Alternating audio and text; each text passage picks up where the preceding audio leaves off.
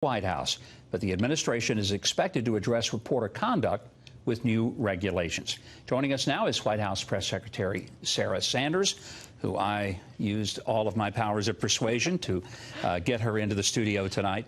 So one of the statements that came out of the White House today was a statement from you that indicated that there were rules being developed and a protocol being developed.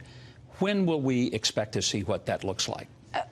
I think the biggest thing to take away is, and the place that we focused on is exactly what the president said. We support a free press, but freedom of the press doesn't mean freedom to be disruptive, freedom to be rude, freedom to interrupt and impede the ability of the colleagues of that disruptive reporter from actually being able to do their jobs, as well as White House staff from being able to do theirs. We've laid out in a letter to CNN and their team what we think were some of the missteps that their reporter made at the press conference on November 7th in a letter that we sent them tonight, and we expect to see a response from that. Look, the judge, I think, was actually very clear that the White House has the ability to say you can't come in. You don't have freedom of the press doesn't mean freedom to the White House. And he said there has to be due process. And so that's what we're doing. And we'll see what happens from there. I mean, the judge's ruling was not a First Amendment ruling. It was a Fifth Amendment ruling. Exactly. He never said that CNN had been denied their First Amendment rights, because obviously they can say whatever they want. The government, including the White House, has never said, here's what you can't say.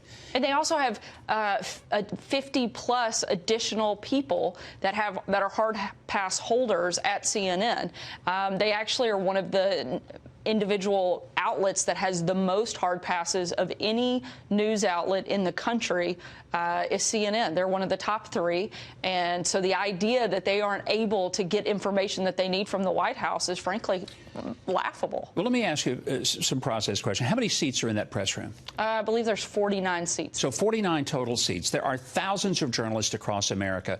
Who gets to decide whose rear ends occupy 49 seats, and how come they get them and thousands of others never, ever get to darken the door of that place? So we work with the White House Correspondents Association, but they are the primary people that help determine who those seats belong to. Do they actually get to pick them, or can you say, okay, on this next Thursday, we're going to have journalists from anywhere in the country except Washington? Well, tradition has been in the past that the White House Correspondents Association determines who sits in that room and who sits in those individual seats. But that's tradition. It's not law. True. And so if there was a desire to give other journalists an opportunity to do it, because, I mean, I think some people see these same folks in there every day and they say, how come they get to do it? And I'm sure there are broadcasters and print reporters all over America who would love to be able to come and ask the president questions and probably wouldn't keep talking if he asked them to stop.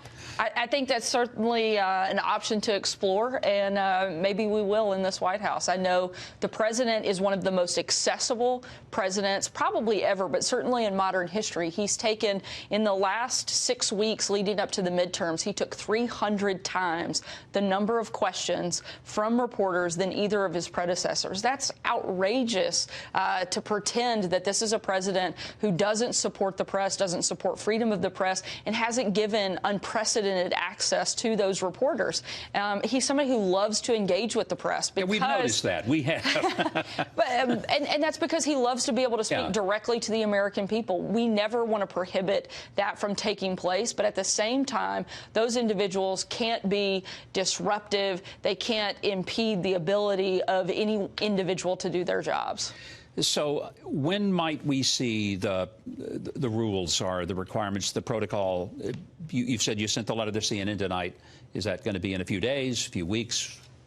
You know, we'll work with our team on that, and certainly moving into Thanksgiving holiday, we'll see how long that process takes. But I think there are some just standard practices. Look, I think the very basic minimum is that if certain reporters like Jim Acosta can't be adults, then CNN needs to send somebody in there who can be. So if he asked 3 questions when he was only supposed to give 1, does that not make those other reporters a little ticked off that he got more of the candy out of the bowl than they're going to get? I'm not going to speak for any of the other reporters. I'll leave that to them. But certainly privately, a number of them have expressed their displeasure with the fact of his grandstanding and the position that he often puts a lot of them in. And it's certainly not something that they want to celebrate nor defend.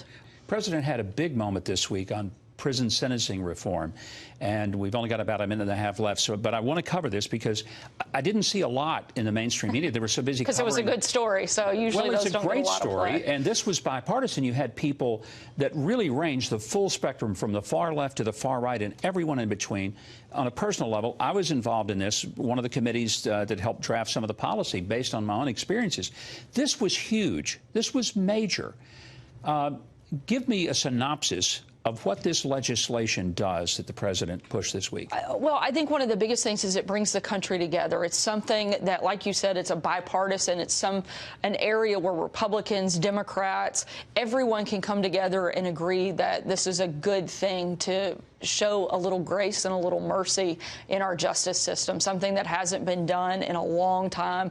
We've had decades worth of bad decisions that have been improperly placed people in really, I think, longer sentences than they deserved, not allowed people to have a life after prison. And this is something that is very important to the president, very important to Jared Kushner, who's done a tremendous job in helping develop and really work this. This isn't something that happened overnight. It's been a year-and-a-half long process, and I think you saw a little bit of the culmination of that, and we're really excited to see it move forward. He should get the credit for that, and I hope he will.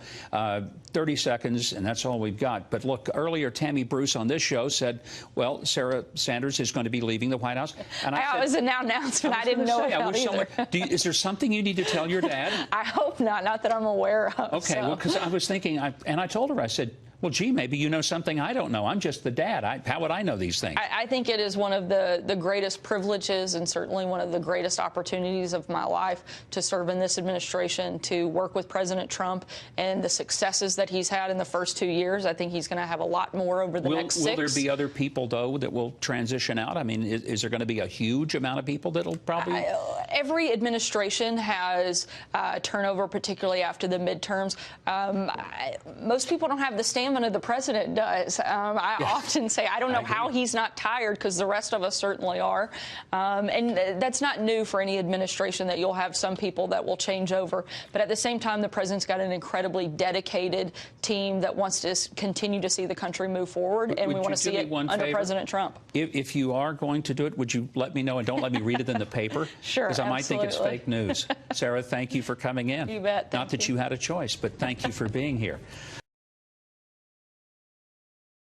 How long are you going to leave Jim Acosta in the penalty box? I think Jim Acosta is a very unprofessional man. I think he does this with everybody. He gets paid to do that. You know, he gets paid to burst in. He's a very unprofessional guy. Whether it was me or Ronald Reagan or anybody else, he would have done the same thing. Look, I don't think he's a smart person, but he's got a loud voice. And here, wait, David, do you mind if I answer the question? And as far as I'm concerned, I haven't made that decision, but it could be others also. When you're in the White House, this is a very sacred place to me. This is a very special place. You have to treat the White House with respect. You have to treat the presidency with respect. If you've ever seen him dealing with Sarah Huckabee Sanders, it's a disgrace. And he does it for, you know, the reason. The same thing with April Ryan. I watch her get up. I mean, you talk about somebody that's a loser. She doesn't know what the hell she's doing. She gets publicity, and then she gets a pay raise, or she gets a contract with, I think, CNN. But she's very nasty, and she shouldn't be. She shouldn't be. You've got to treat the White House and the office of the presidency with respect.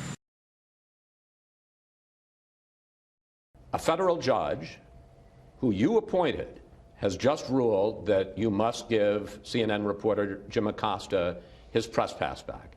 Your reaction to the ruling? It's fine. I mean, it's not a big deal. What they said, though, is that we have to create rules and regulations for conduct, et cetera, et cetera. We're doing that. We're going to write them up right now. It's not a big deal. And if he misbehaves, we'll throw him out, or we'll stop the news conference. What are your rules going to be? What is it that you're saying? They're doing them now. This is over the line, and you lose your press. They're doing them now. I mean, we'll have rules of decorum. You know, you can't keep asking questions. We had a lot of reporters in that room, many reporters in that room, and they were unable to ask questions because this guy gets up and starts, you know, doing what he's supposed to be doing for him and for CNN, and, you know, just shouting out questions. and making statements too. But I will say this, look, nobody believes in the First Amendment more than I do. And if I think somebody's acting out of sorts, I will leave. I'll say, thank you very much, everybody. I appreciate you coming, and I'll leave.